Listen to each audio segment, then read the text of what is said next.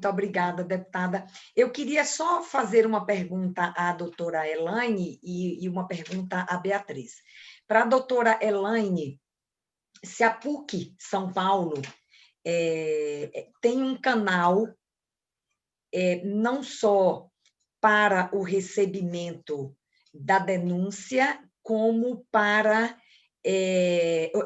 vamos dizer, uma ferramenta de acolhimento, de atenção à vítima.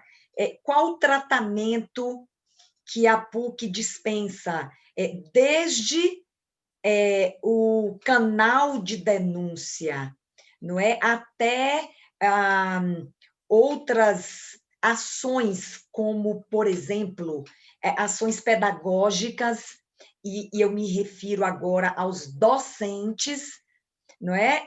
E também ações de acolhimento às vítimas, não é? As vítimas da violência que é objeto dessa CPI. Essa é a pergunta para a doutora Elaine. Qual é o tratamento que a PUC dá? Desde o canal de denúncia até ações pedagógicas de conscientização e o tratamento que dispensa às vítimas quando essa denúncia chega ao conhecimento da universidade. Responde já, deputada? Pode responder, depois eu formulo a pergunta final para a Beatriz. Tá. Muito obrigada pela pergunta, deputada Damares. Eu não estou aqui, só queria esclarecer isso antes, como uma representante da PUC, e a reitora da PUC já foi convidada e está no processo de preparar toda a apresentação formal da instituição. Então, o que eu vou falar aqui é como professora que participa e que está presente no dia a dia da organização, que eu acho que pode ser interessante.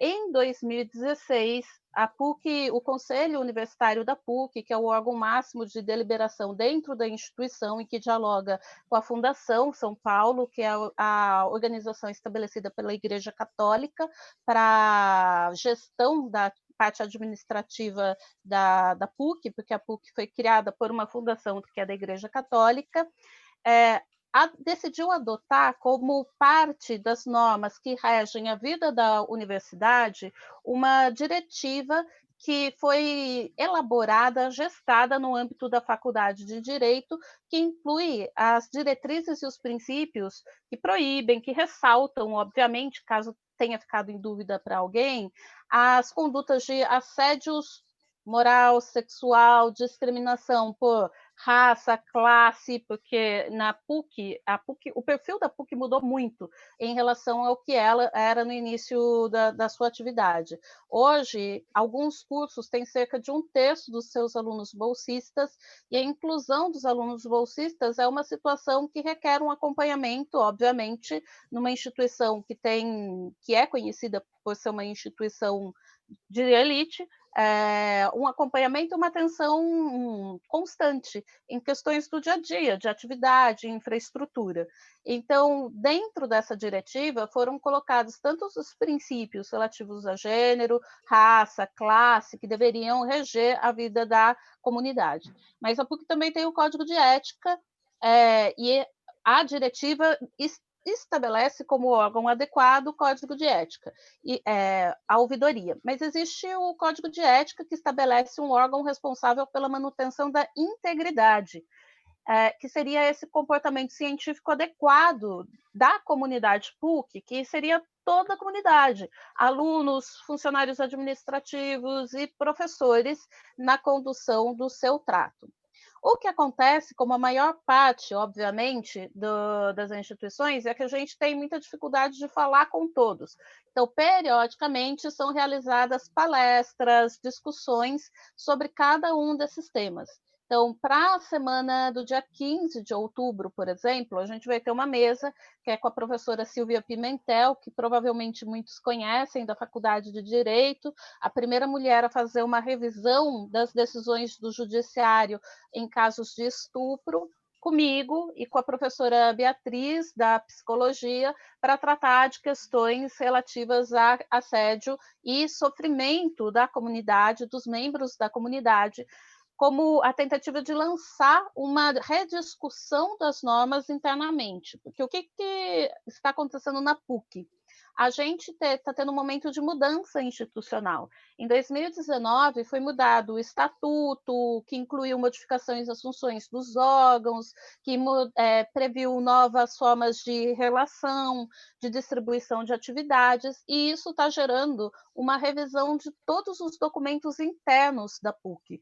Então, depois do estatuto, foi pensado o regimento acabou de ser aprovado, o regimento geral prevê a possibilidade de mau comportamento ou comportamento inadequado dos membros da comunidade, então não fala só de aluno, mas fala de professor, fala de funcionário, e uma questão que envolve também a questão dos funcionários que são terceirizados, que são trazidos para dentro do ambiente universitário em função de empresas que são contratadas para prestar serviços.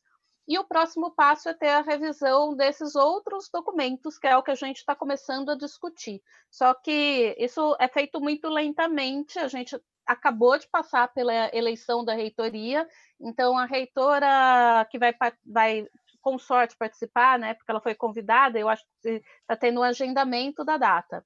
Ela acabou de passar por um processo de eleição, está tomando conhecimento de dados, procedimentos e fatos, depois de um período afastada para rediscussão do seu processo. Então, é um pouco esse cenário. Então, a gente tem um cenário de previsão, mas ele está sendo rediscutido em função do momento administrativo. Ok, doutora Elaine, muito obrigada pela resposta, pela conduta ética demonstrada. Eu não quis sugerir de forma alguma que a sua resposta representasse, não é, a PUC, até porque sabemos que vamos ouvir a reitoria. De qualquer forma, era uma visão sua como professora, e acho que foi muito interessante a sua resposta. Para Beatriz, a deputada professora Bebel formulou essa pergunta para Beatriz, mas eu não consegui identificar na sua fala a resposta, e se você já respondeu, eu peço desculpas.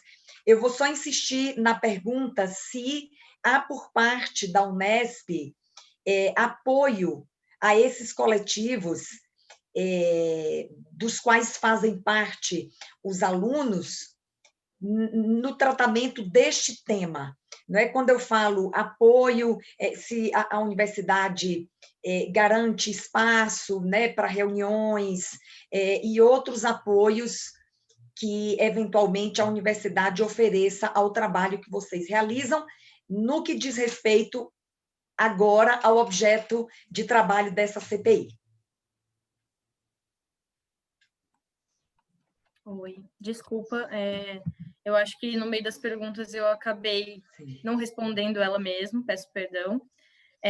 Sim, a gente tem apoio da universidade, posso dizer da minha realidade, né, no âmbito de Ilha Solteira, mas a gente, no GINS, a gente tem uma sala para a gente poder fazer reuniões semanais, a gente também encontra apoio da universidade para trazer palestrantes, para espaço mesmo, para as palestras, cine debate, mini cursos, enfim, a gente encontra esse apoio na universidade, no diretor da Unesp de Ilha Solteira, e também tem o Educando para a Diversidade, que eu até coloquei na minha apresentação, que é um convênio Unesp Santander, e através dele a gente tem um apoio financeiro, principalmente, para poder realizar essas ações. Então, através dele, a gente promoveu sarais culturais, cine debate, palestra, exposições de fotografia, enfim, diversas áreas e temáticas assim que iam abranger também a diversidade, né?